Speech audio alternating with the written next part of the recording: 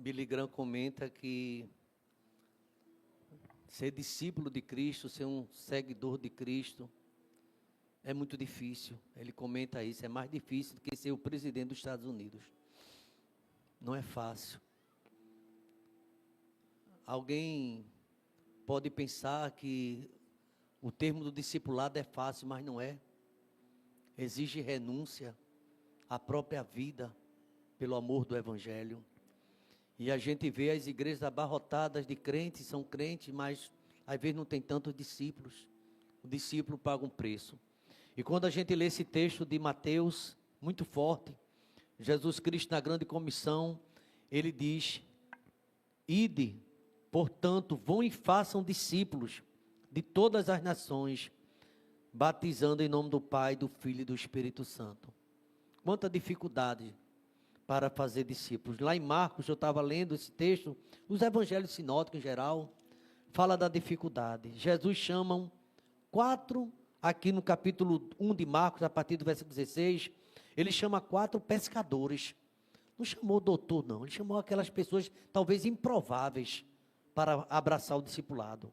Caminhando junto ao mar da Galileia, Jesus viu os irmãos Simão e André, que lançavam as redes ao mar, porque eram pescadores. Mas Jesus lhes disse: venham comigo, e eu farei que vocês sejam pescadores de gente. Então deixaram imediatamente as redes e o seguiram. Pouco mais adiante, Jesus viu Tiago, filho de Zebedeu, e João, seu irmão, que estavam no barco consertando as redes.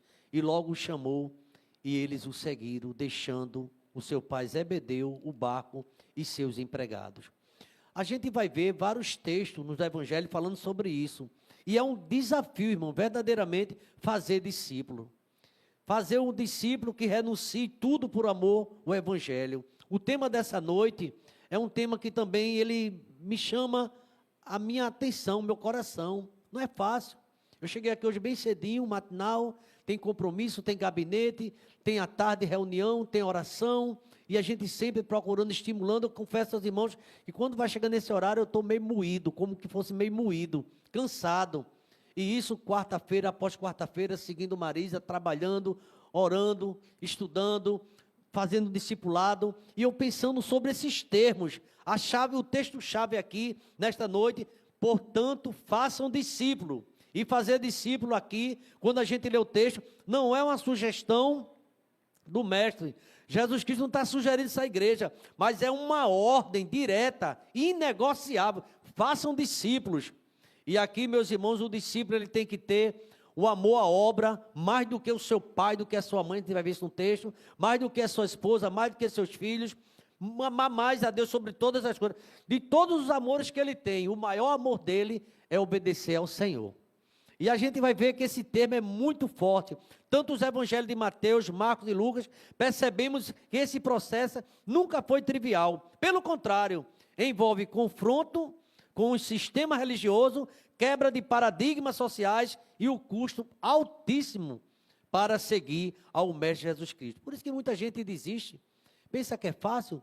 Ser crente não é fácil, né? Alguém já disse, mas ser discípulo realmente é muito complicado. E onde o maior obstáculo não eram os demônios, não era o Império Romano, mas o orgulho humano e a incredulidade.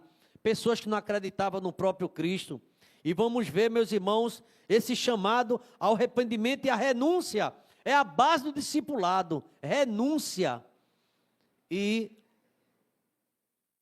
arrependimento. Antes de qualquer estratégia, Jesus estabeleceu um padrão, uma condição indispensável para a mudança de mente, a metanoia. Em Mateus 4,17, bem rapidinho, Jesus começa pregando: arrependei-vos porque está próximo o reino de Deus, dos céus. O discipulado começa com o abandono do velho homem. Se não abandona o velho homem, nunca pode ser o discípulo de Cristo. Também Lucas 14, 26 e 27, Jesus é incisivo. Se alguém vir a mim e não aborrece a seu pai, mãe, mulher, filhos, irmãos, irmãs e até a própria vida, não pode ser meu discípulo. Às vezes a gente tem tanto desapontamento no ministério, mas você precisa continuar olhando para Cristo, olhando para quem chamou. Jesus nunca desistiu da gente. Lá no capítulo 3 de João, fala do seu amor.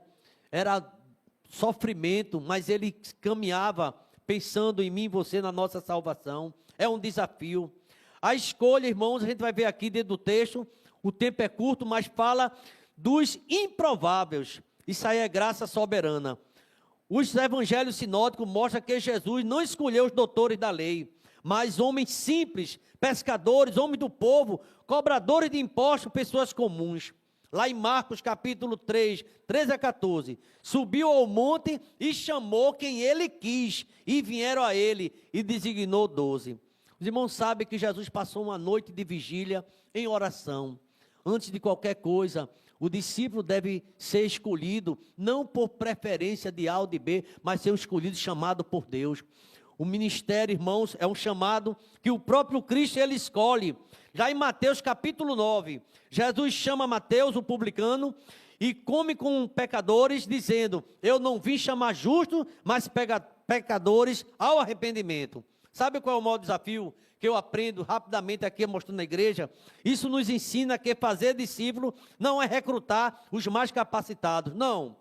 Não é chamar aquelas pessoas que têm um grau de instrução elevado, nada disso. Mas a gente percebe que Jesus chama pessoas que estão dispostas. O desafio para a igreja moderna é deixar de olhar para currículo e olhar para um coração quebrantado, alguém que ame a obra. E hoje, irmãos, quantas coisas a gente vê, pessoas começam bem, mas depois o mundo atrai e o arrasta, e a gente procura aquele irmão na igreja e não encontra mais.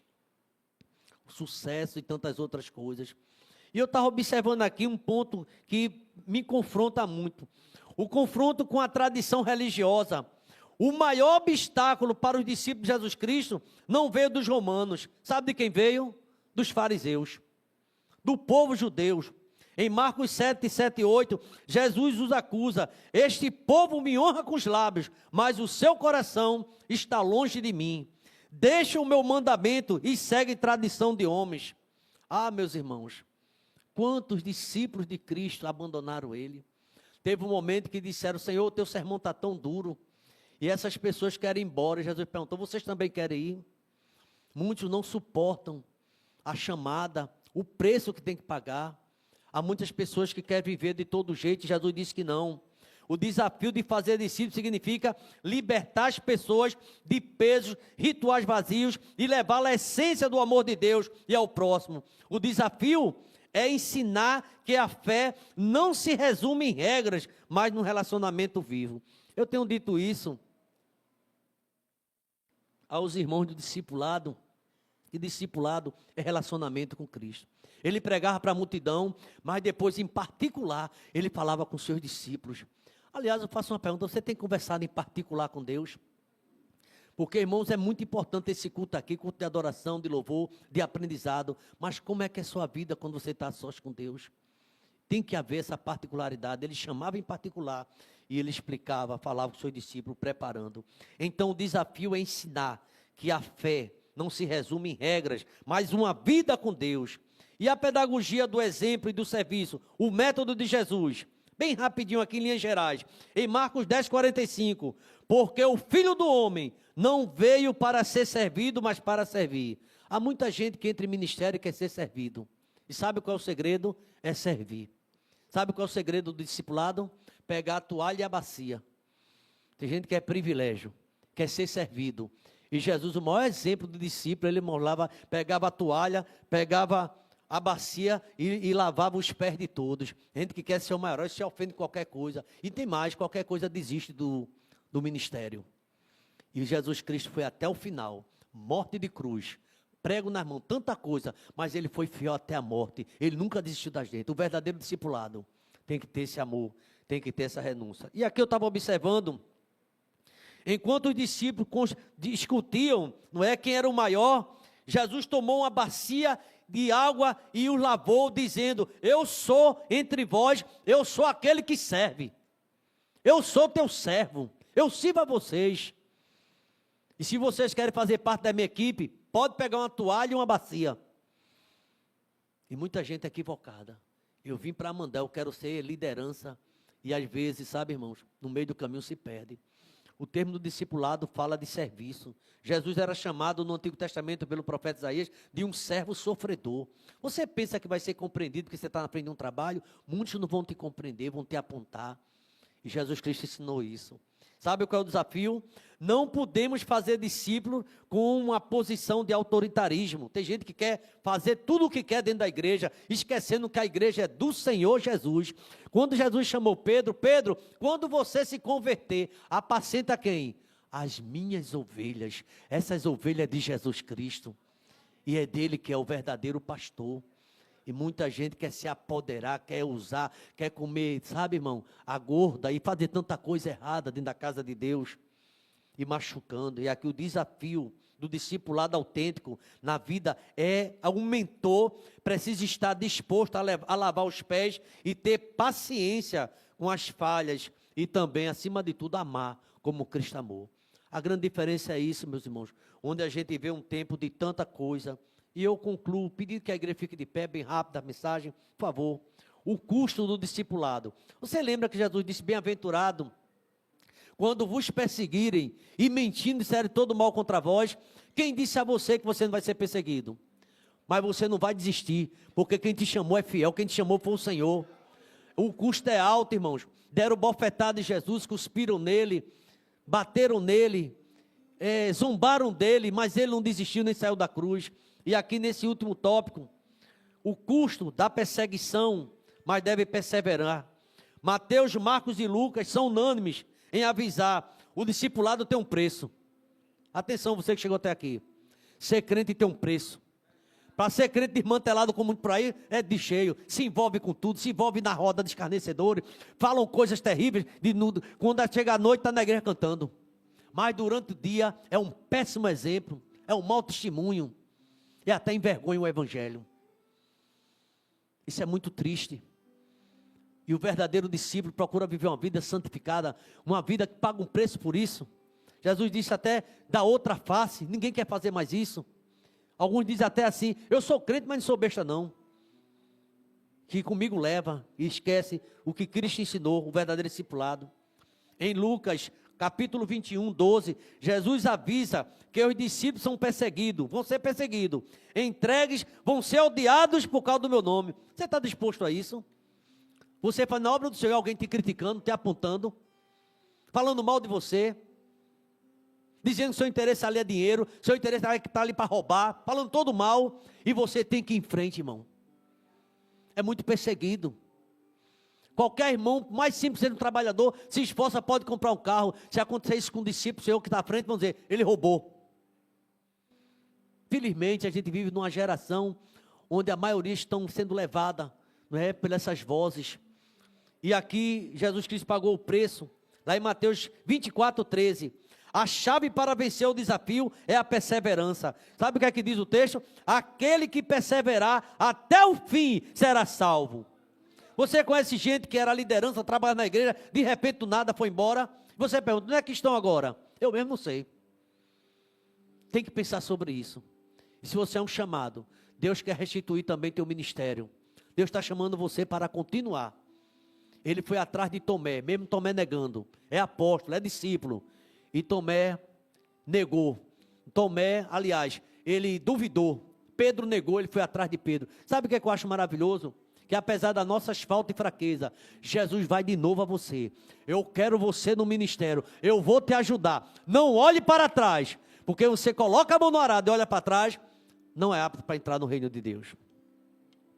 E aqui, num desafio, o grande desafio é ensinar que seguir a Cristo vale a pena, mesmo quando custa tudo, mesmo quando custa a vida. Que escola bíblica dominical diferente no domingo passado.